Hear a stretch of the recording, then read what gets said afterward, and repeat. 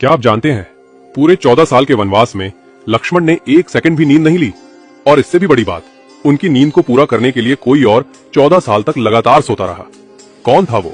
आप हैरान रह जाएंगे। वनवास की पहली रात थी। भगवान राम और सीता गहरी नींद में थे, लेकिन लक्ष्मण की आंखें जाग रही थी। उन्हें लगा, यदि मैं सो जाऊं तो जंगल के खतरे मेरे भैया और भाभी को नुकसान पहुंचा सकते हैं। इसी समय निशाचर देवी निद्रा अवतरित हुई।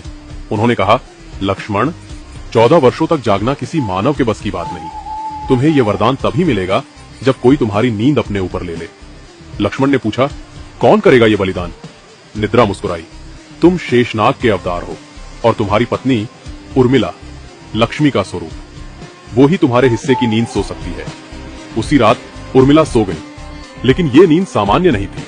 ये लक्ष्मण की 14 साल की नींद थी। वे सोती रही और लक्ष्मण रात दर रात राम और सीता की रक्षा करते रहे। वनवास खत्म होने के बाद जब लक्ष्मण अयोध्या लौटे और उर्मिला को देखा, उनकी आंखें भर आई। उर्मिला ने आंखें खोली और 14 साल बाद पहली बार मुस्कुराई। लक्ष्मण ने कहा, तुम्हारे इस त्याग के बिना मैं इस धर्म को निभा ही नहीं पाता।